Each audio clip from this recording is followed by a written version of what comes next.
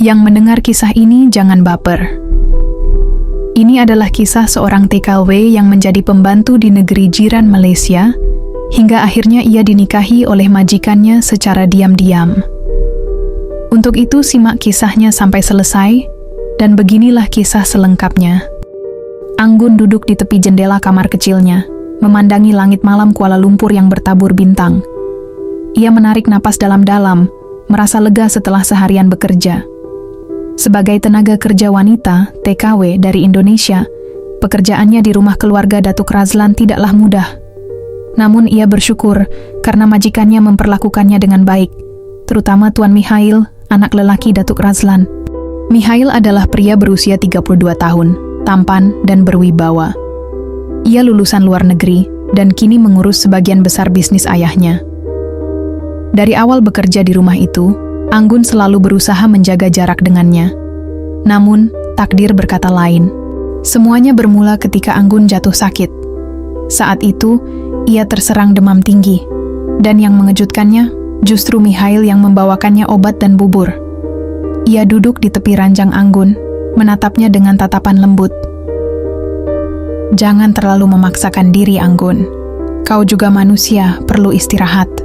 Kata-kata itu terngiang-ngiang di kepala Anggun. Sejak saat itu, hubungan mereka berubah. Mihail sering mengajak Anggun berbicara, menanyakan kabarnya, bahkan terkadang membantunya di dapur saat tak ada orang.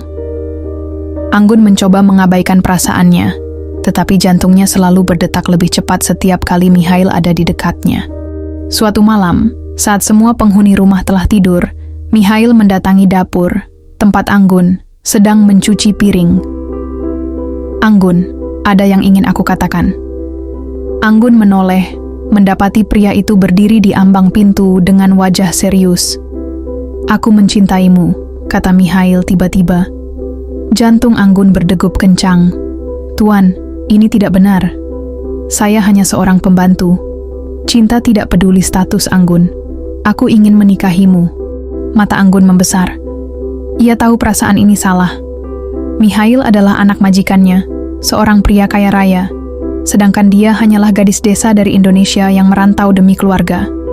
Tapi tatapan tulus di mata Mihail membuatnya bimbang.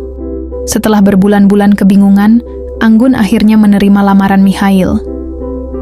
Mereka menikah diam-diam di sebuah masjid kecil dengan bantuan sahabat Mihail yang menjadi wali. Hari-hari setelah pernikahan terasa bagaikan mimpi. Mihail menyewa apartemen kecil untuk mereka temui diam-diam, menghabiskan waktu bersama seperti suami istri sejati. Namun kebahagiaan mereka tidak bertahan lama. Suatu hari ibu Mihail, Datin Suraya, mencium gelagat aneh. Ia memergoki Mihail membawa Anggun keluar rumah dengan cara yang mencurigakan. Dengan bantuan seorang penyelidik pribadi, rahasia mereka akhirnya terungkap. Datin Suraya murka. "Kau sudah mencoreng nama baik keluarga. Bagaimana mungkin kau menikahi seorang pembantu?" Mihail berusaha membela Anggun, tetapi ibunya tetap menolak. Anggun dipecat dan dipaksa pulang ke Indonesia.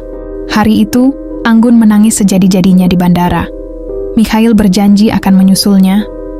"Aku akan datang, Anggun. Tunggu aku."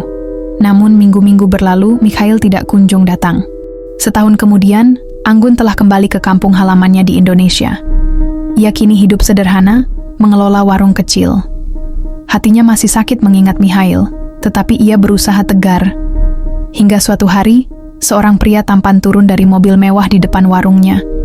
"Mihail," ia datang dengan senyum penuh harapan. "Aku sudah melepaskan segalanya, Anggun. Aku memilihmu. Kita bisa memulai hidup baru di sini." Air mata Anggun mengalir deras. Kali ini, tidak ada yang bisa memisahkan mereka lagi. Setelah diusir dari rumah majikannya, Anggun pulang ke Indonesia dengan hati yang hancur.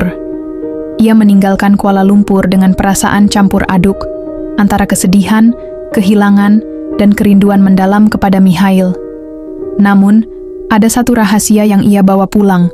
Ia sedang mengandung anak dari Mihail. Ketika Anggun tiba di kampung halamannya, ibunya Bu Sari langsung memeluknya erat. "Nak, ibu sudah rindu sekali. Kau baik-baik saja kan?" Anggun tersenyum, menahan air mata, Iya Bu, aku baik-baik saja. Ia tidak berani mengungkapkan kehamilannya. Hanya adiknya, Lela, yang mulai menyadari perubahan dalam tubuh Anggun beberapa bulan kemudian. Mbak, perutmu membesar. Apa kau hamil? Anggun terdiam sejenak, lalu mengangguk dengan mata berkaca-kaca. Ini anak suamiku, Lela. Aku menikah secara sah di Malaysia, tapi keluarganya tidak menerimaku. Lela terkejut, tapi ia meraih tangan Anggun dan menggenggamnya erat. Kau tidak sendiri, Mbak. Aku akan membantumu. Dengan tabungan yang tersisa, Anggun membuka warung kecil di depan rumahnya. Meski berat, ia berusaha menjalani hari-hari tanpa Mikhail. Bulan demi bulan berlalu, dan akhirnya, di suatu malam hujan deras, Anggun melahirkan seorang bayi laki-laki. Ia menamainya Rizky, karena anak itu adalah anugerah terindah dalam hidupnya. Saat menatap wajah mungil Rizky, air mata Anggun mengalir. Andai ayahmu ada di sini, ia tidak tahu apakah Mikhail masih mencintainya, atau bahkan apakah pria itu tahu bahwa ia telah menjadi ayah. 2 tahun berlalu. Rizky tumbuh menjadi anak yang sehat dan ceria. Anggun sudah mulai berdamai dengan masa lalunya, meski hati kecilnya masih menyimpan harapan. Hingga suatu hari, sebuah mobil mewah berhenti di depan warungnya. Seorang pria tinggi dengan jas hitam turun, dan saat Anggun melihatnya, napasnya tercekat. Mikhail, ia berdiri di sana, menatapnya dengan mata berkaca-kaca. Aku sudah mencarimu kemana-mana, Anggun. Anggun tak mampu berkata-kata. Mikhail melangkah mendekat, lalu matanya tertuju pada seorang anak kecil yang berdiri di belakang Anggun, Rizky. Dengan langkah gemetar, ia berlutut di depan bocah itu. Siapa namanya? Suara Mikhail bergetar. Rizky, jawab Anggun lirih. Mikhail menatap wajah anak itu, yang memiliki banyak kemiripan dengannya. Matanya berkaca-kaca. Dia anakku, bukan? Anggun mengangguk. Tanpa ragu, Mikhail langsung memeluk Rizky erat. Air matanya jatuh. Maafkan aku, Anggun. Aku terlambat. Tapi aku ingin memperbaiki semuanya. Aku ingin membawa kalian bersamaku. Anggun menatap Mikhail, hatinya berkecamuk. Apa kau yakin, Mikhail? Keluargamu? Mikhail tersenyum lembut. Aku sudah melepaskan segalanya demi kau dan Rizky. Aku hanya ingin keluarga kecil kita utuh. Air mata Anggun mengalir deras. Setelah semua kesedihan yang ia lalui, akhirnya takdir mempertemukan mereka kembali. Dengan hati penuh haru, ia meraih tangan Mikhail dan menggenggamnya erat. Tak ada lagi yang bisa memisahkan mereka. Setelah pertemuan emosional itu, Anggun butuh waktu untuk berpikir. Kehadiran Mikhail kembali dalam hidupnya mengguncang hatinya, tetapi ia bukan lagi wanita yang sama seperti dulu. Ia kini adalah seorang ibu yang harus memikirkan masa depan Rizky lebih dari perasaannya sendiri. Malam itu, ia duduk di tepi ranjang, menatap wajah mungil Rizky yang terlelap. Apa yang harus ibu lakukan, nak? Bisiknya lirih. Hatinya masih menyimpan cinta untuk Mikhail, tetapi ia tahu, dunia mereka terlalu berbeda. Ia tak ingin lagi tersakiti oleh harapan yang bisa saja pupus sewaktu-waktu. Keesokan harinya, Anggun menemui Mikhail di bawah pohon mangga dekat warungnya. Mikhail, aku bersyukur kau datang. Tapi kita tak bisa bersama lagi. Mikhail terkejut. Kenapa, Anggun? Aku sudah melepaskan segalanya demi kau dan Rizky. Anggun menunduk. Aku sudah terlalu lelah berjuang sendirian. Aku tidak mau mempertaruhkan perasaan Rizky hanya untuk kemungkinan yang belum pasti. Aku ingin hidup tenang, dengan seseorang yang selalu ada untukku, tanpa harus bersembunyi atau takut akan penolakan. Mikhail terdiam. Matanya penuh luka, tapi ia tahu bahwa Anggun telah membuat keputusan. Jadi, kau sudah memilih orang lain? Tanyanya pelan. Anggun mengangguk. Beberapa bulan setelah Mikhail pergi, Anggun menerima pinangan dari Rudi, seorang kuli bangunan di kampungnya. Rudi adalah pria sederhana, jujur, dan pekerja keras.